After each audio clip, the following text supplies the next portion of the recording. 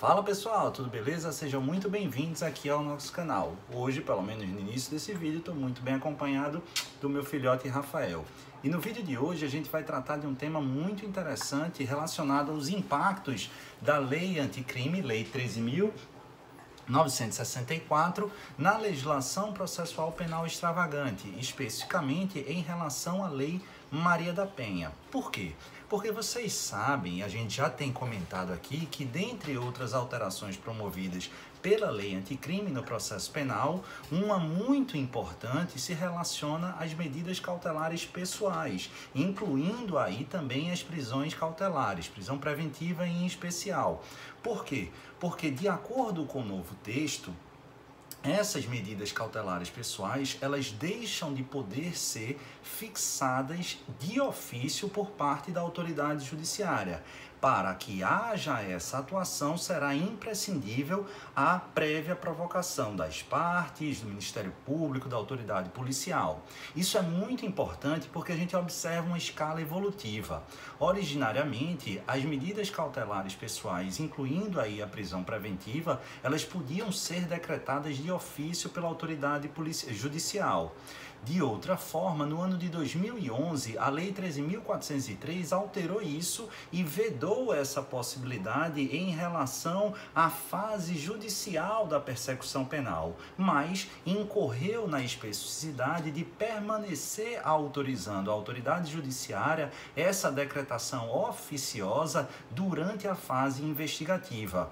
E agora parece que houve um passo quase que definitivo para acabar com essa mancha, digamos assim, no sistema acusatório. Por quê? Porque a partir de agora, e essa é a intelecção que a gente extrai do artigo 282, acho que parágrafo 2º do CPP, e especificamente em relação à prisão preventiva do 311 do mesmo diploma legal. Por quê? Porque impede absolutamente, seja na fase investigativa, seja na fase judicial da persecução penal, a atuação oficiosa do magistrado. Beleza? Então hoje não é possível. Essa é a regra. Mas perceba, essa lei anticrime, ela não mexeu no artigo 20 da Lei Maria da Penha, Lei 11.340 de 2006. Pedro, e o que é que nos diz esse artigo 20? Estou lendo aqui.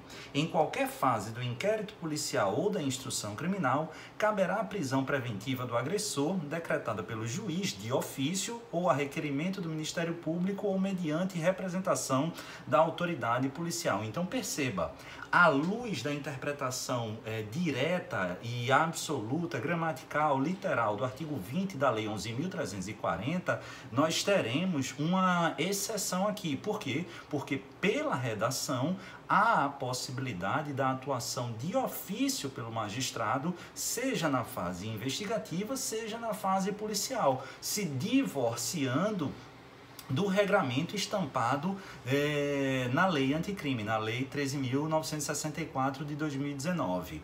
E aí a gente já vislumbra, pessoal, duas correntes muito claras aqui, vamos ser bem tranquilo e bem objetivo.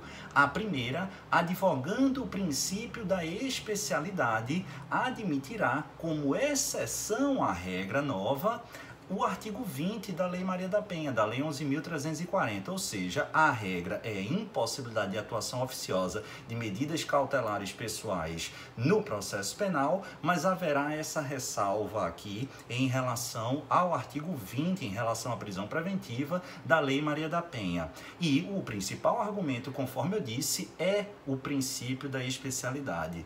Já de antemão, advogarei aqui que há uma tendência de essa ser a posição inicialmente sustentada para provas do Ministério Público e também de polícia, mas sobretudo para provas preambulares, provas objetivas, quando o seu examinador falar especificamente em Lei Maria da Penha. Por quê? Porque muito provavelmente ele estará sinalizando para você que ele deseja que você aponte o conhecimento dessa exceção, ao menos na interpretação literal. Em provas mais avançadas, aí sim, dissertativas, orais, você precisa discorrer sobre as duas posições. A primeira a gente já destacou, princípio da especialidade. E a segunda, pessoal, essa me parece, é a que eu advogo, é a que eu defendo e me parece que tem mais chances de se consolidar. E eu vou explicar o porquê.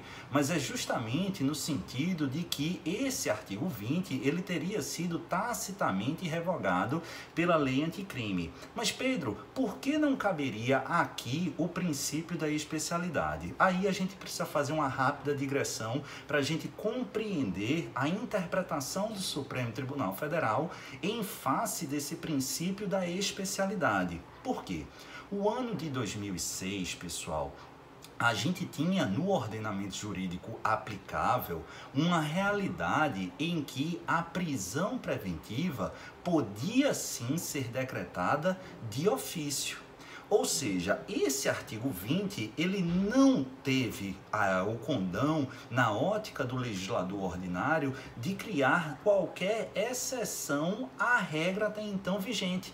Porque em 2006, prisão preventiva sempre poderia ser decretada de ofício, independentemente da fase da persecução em que nós nos encontrávamos.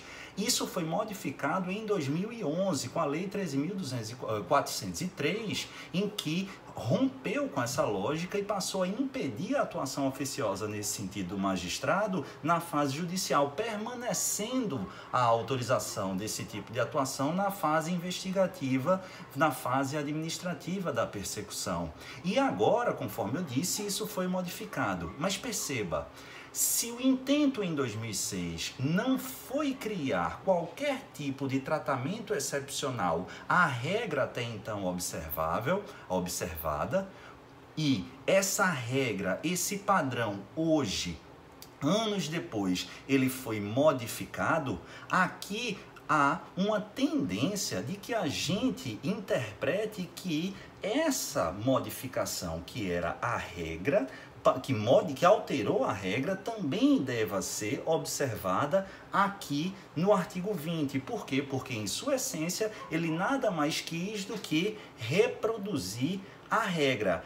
Ainda mais quando essa regra, pessoal, e aqui é o nocórdio da interpretação do Supremo Tribunal Federal em outras situações parecidas, que é importante destacar, quando esse padrão é alterado para potencializar direitos fundamentais, garantias do cidadão e, especificamente no que nos interessa, é isso que a Lei do 13.964 fez, porque ele potencializou aqui o sistema acusatório. Então, se a gente teve uma evolução da regra padrão e se esse sistema de legislação especial, que é a Maria da Penha, à época de sua edição, ele reproduziu a regra, o padrão, não haveria de se falar aqui especificamente em princípio da especialidade. Pedro, você acha que esse é o entendimento que vai prevalecer nos tribunais superiores? Aqui a gente precisa só de um grão Salles, um grãozinho de sal. Por quê? Porque aparentemente, pelo que eu conheço da atual conformação do Superior Tribunal de Justiça, a tendência é que o STJ, eu estou fazendo futurologia, o STJ vá advogar ainda numa posição mais conservadora do princípio da especialidade. Já o Supremo tenderá a afastar essa especialidade pelas razões que eu trouxe aqui. A grande questão é que essa norma do artigo 20, ela está vigente há muito tempo e já seria incompatível com a Lei 12.403. Por quê? Porque na Lei 12.403 de 2011 havia autorização apenas para a decretação de prisão preventiva de ofício na fase investigativa, mas não, já havia o impedimento na fase judicial, mas ainda à época se aplicava esse artigo 20. Então a gente vai precisar aguardar os tribunais superiores. E a Lei Maria da Penha, aqui trazendo mais um argumento favorável à posição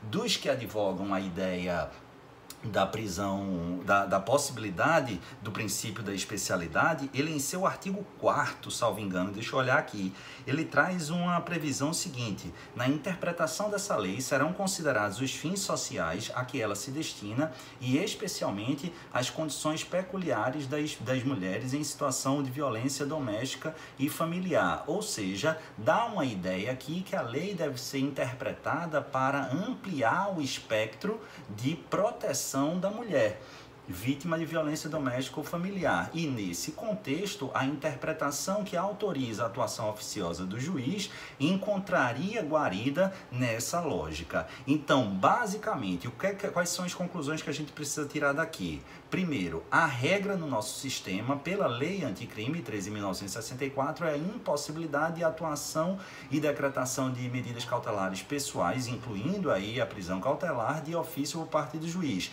em qualquer fase da persecução penal, seja na investigação, seja no processo. Mas o artigo 20 da Lei 11.340, Lei Maria da Penha, traz uma exceção. Haverá duas correntes bastante fortes aqui, uma advogando o princípio da especialidade, essa hoje que deve ser observada para provas do MP e provas de delegado de polícia, da carreira policial, e outra, sobretudo, para provas de defensoria, advogando a ideia da potencialização do sistema acusatório e a revogação tácita desse artigo 20. Para provas objetivas, seja de qual carreira for, se o examinador fizer um corte objetivo questionando sobre a Lei Maria da Penha, vá pela literalidade, ao menos até que os tribunais superiores, em especial o Supremo Tribunal Federal, se debruce definitivamente sobre a constitucionalidade ou inconstitucionalidade dessa previsão. Beleza? Espero que tenha esclarecido um pouco. Pedro, mas já uma resposta definitiva? Infelizmente não. Isso aí a gente precisa aguardar a consolidação da jurisprudência. Mas com essas informações que eu passei nesse vídeo para vocês, tenho a absoluta certeza, tranquilidade e convicção de que vocês estão abalizados para gabaritar toda e qualquer indagação de primeira, segunda, terceira ou quarta fase em qualquer concurso. Beleza? Espero que tenham gostado. Comenta aí embaixo. Se você não está inscrito no canal, se inscreve e aciona o sininho, porque sempre que eu trouxer conteúdo novo, você vai ser devidamente notificado. Um beijo no coração, fiquem com o Papai do Céu e até o próximo vídeo. Valeu!